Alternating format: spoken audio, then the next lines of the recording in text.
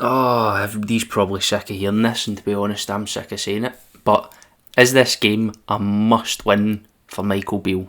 Now, I've seen loads and loads of comments. We still get the whole army of, give it more time. Players still need time to gel. No one's really giving Beale a chance to turn things around, and all I can reply to that is, how much fucking time do you want? Now listen, I completely get it, and the general space of football, I don't really like seeing managers get sacked so quickly, never mind after a year, and I'm all for bringing managers in, particularly younger, more considered project managers, and giving them a chance over a number of years in order to develop their own team, their own play style, and gradually start to finish off that project that they started. But so far, with no wins in major games, no play style, and absolutely no fucking idea what we're going to watch next, it's no wonder the Rangers fans are starting to turn against the team and the manager. I mean, the only reason this is all so frustrating to the vast majority of fans is because, well, we have rivals who are clearly underperforming as well, and it's been a long time since we've ever had this big an opportunity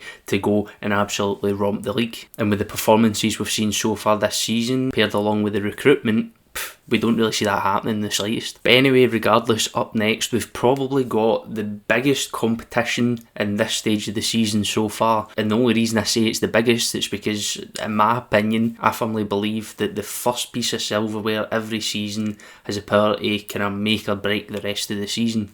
The amount of momentum you get from winning, regardless if it's a League Cup, the amount of momentum you get from winning that first silverware of the season, it can only do wonders for the games following it. And to be honest, this is a competition that, if the team stays the way it is, and if the manager stays in place, if we don't win this competition, it's pretty much going to be a unanimous decision for there. So Livingston's coming up on Wednesday night, and what am I expecting? To be honest, I'm expecting more of the same. I mean, more of the same, minus a couple of very attacking players like Matondo, who's pretty much been leading the line in terms of directness on the pitch. There's absolutely no doubt that he's a massive loss to this team, regardless of where you think he is in his development, or if he's good enough, or if he's got an end product. He's still the only player that can get us up the pitch very, very quickly, which would have been a massive benefit in a game against the likes of Livingston, where the game's going to be highly physical.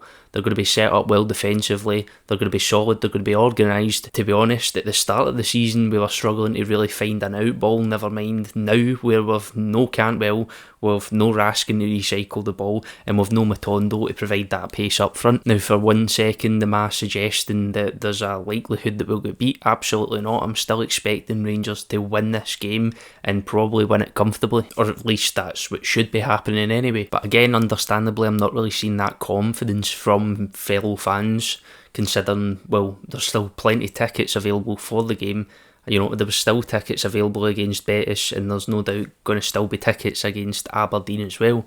So to me, that just tells me what kind of confidence the majority of fans have in this style of play and these performance levels. But to be honest, with this many injuries, is there an opportunity for Beale to actually be forced to change things? I mean, we've got Bailey Rice, who's coming into the team, who's been a massive prospect, and Beale says in a press conference it's one of the players that he's looking forward to working with the most. And to be honest, I've heard things about him myself. He seems like a really exciting player, possibly after his rest. Roof's coming back into the team, so that's a bonus. But then from there, who else have we got? Who have we got to play that wide left or that wide right? I mean, Lammers and Sima, I mean, you saw the frustrations against Motherwell. I mean, Sima's ball control, I'm sounding like a broken record here.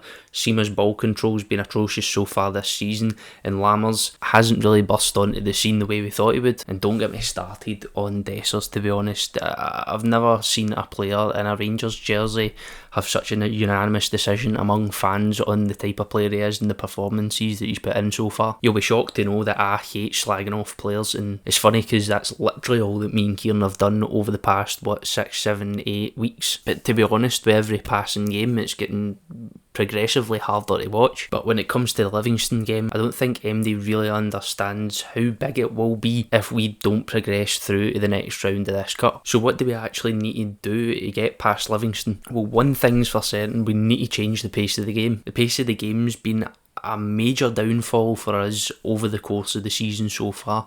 I mean, regardless if we start really fresh or before half time comes we end really fresh, or the 90 minutes we up the pace a wee bit, this team's got to understand that games aren't won on small spells of pace and determination and energy throughout a game. There is absolutely no way on this earth will a team like Livingston let us away with that, with their physicality and the way they break. And again, one of the biggest things that makes us look average in amongst all of the other teams lower down the league is the amount of mistakes that are getting made throughout a game. Whether it's offsides, whether it's slack passes, whether it's players being flat-footed, whether it's wacky substitutions at absolutely mental times. There's absolutely no way that we'll be going on much longer before all of those teams start to click on and start to implement their own style of play instead of just sitting back like they usually do, defending and trying to hit us on the counter, which is wild because no Rangers team should be looking to counteract or let a team play the way they want to play in any match. I mean, we're getting desperate when we're trying to waste time at the end of a game domestically